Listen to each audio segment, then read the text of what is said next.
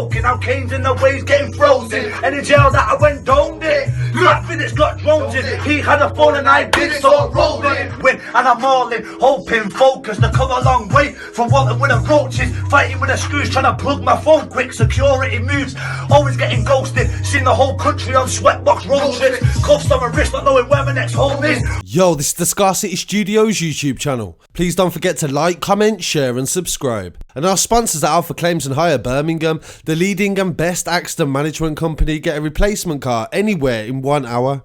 I really appreciate you joining me today, and this story comes from Manchester. Forrest Bank Prison have today released footage of raids of cells of what they say is top gang members to seize mobile phones and drugs. This is something I've never seen released to the media. So I'm assuming this is some sort of PR campaign by the government to try to make it look like they're doing something about what goes on in prison. They say that mobile phones, steroids, SIM cards and electric contraband were found during a police operation targeting cells inside prison. So this is crime being committed in a place where you're sent for committing crime. They said it involves the cells of senior gang members from Salford. They said they found tobacco, cigarette papers, cannabis, spice paper, lighters and screwdrivers as well. This was done in an operation at Forest Gate Prison. They said the cells were searched at 4 AM when prisoners were asleep. Officers were working off intelligence from Greater Manchester Police that crime was being orchestrated from inside the prison. Phones, they said, are used to organise criminal empires from inside prison. It's also used to intimidate witnesses and potentially jail escapes. They play a major part in smuggling the contraband into prison, organising collections and deliveries. They say that visitors sometimes bring items in and they arrange for tennis balls loaded with drugs and other contraband to be thrown into the compound. Operation Dragonfire was launched after a spike in a number of people that were throwing over mobile phones and drugs at the prison in recent months. It was carried out by Greater Manchester Police and also HMP Forrest Bank, Her Majesty's Probation Service and the North West Regional Organised Crime Unit. This is several different levels of government coming together to combat crime being organised in prison. After they searched the cells, a large-scale operation took place to find those involved in getting the phones into prison. With support from the drone service and tactical dog unit, as well as Roku, they used a range of covert and overt patrols and they deployed them in the local area. This led to 6 arrests and 6 packages being intercepted. In them packages were phones, tobacco, cannabis, cigarette papers, spice papers, lighters and screwdrivers as well. In the cell searches they found 14 phones, 2 devices similar to Wi-Fi routers but without all the casing, a large number of steroids, several SIM cards. Electrical contraband was also recovered. They say this is a major blow to the networks, and Detective Chief Inspector Chris Mossop from the Programme Challenger at GMP said the operation was about targeting who was going to have the most impact, and we believe that those involved in Forest Gate were definitely high ranking. They received a lot of intelligence from prison regarding threats to life on criminals that might be issued on the outside, and they were aware of people that were trying to orchestrate their empires from inside of jail. They've recovered iPhones as well, and they said you can do anything with the iPhone. The aim was to remove illegal phones and target those facilitating the throwovers and to stop people communicating behind bars. Operation Dragonfire was a partnership exercise or operation we've done with ourselves, HMPPS, the Manchester Prison Service, Forrest Bank, to target organised criminals that are exploiting the system in the sense that they are bringing in illicit mobile phones to continue their criminality inside the jail, and also we've targeted them to try and to make impacts into their organisation, their structure, to affect them committing further crime.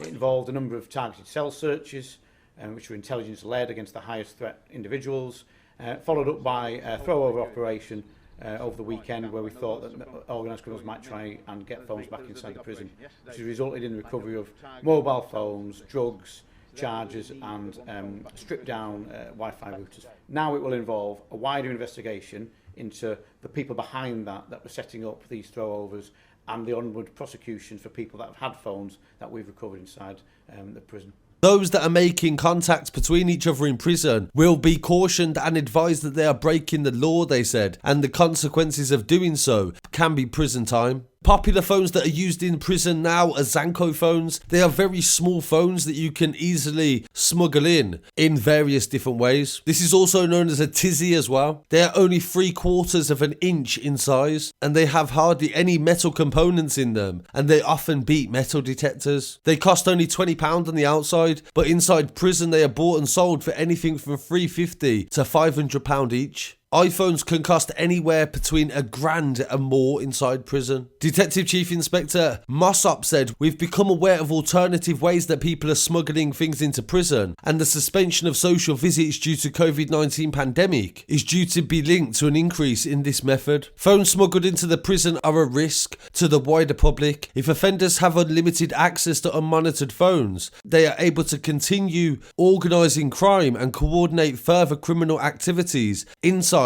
and outside of prison." Working in partnership with the prison, the Regional Organised Crime Unit said they were able to prosecute those involved. Greater Manchester Police's involvement often means that those caught be given extra prison sentences, and this is a stark reminder to not do this when you're in prison. The police go on to say a lot of work has gone into the operation, and the volume of contraband recovered shows how successful these searches are. In addition, the success of patrols and packages we intercept has a massive effect on drugs in the prison. And I suppose this would be a win for the prison service if it wasn't for the fact that 2 years ago they spent £100 million cracking down on crime in prison by installing metal detectors and also phone blockers. This was announced on the 13th of August 2019, and as you could see from the previous article, they mentioned the fact that they do have metal detectors in prisons now. But it seems like it hasn't had an effect on the way that they've got contraband into prison. They've still been getting as much in, same as the phone, and this is the problem when you take away things from people, is that they find ingenious ways to be able to get access to them.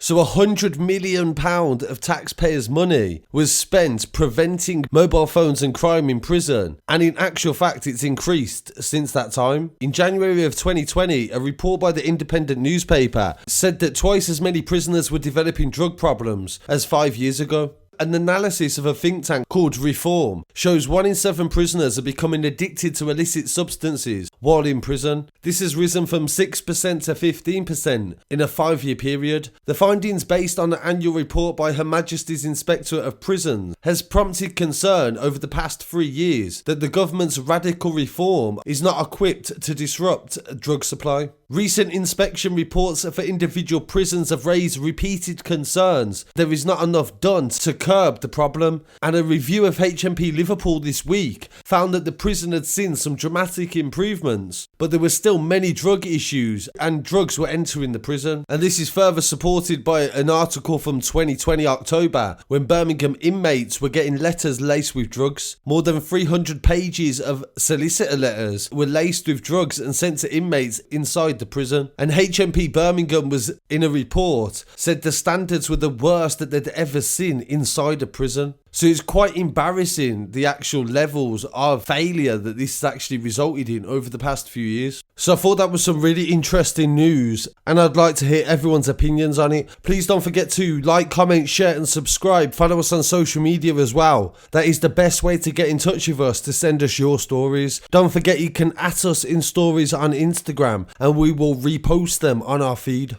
I hope everyone's having a good weekend and stay safe as well. Peace.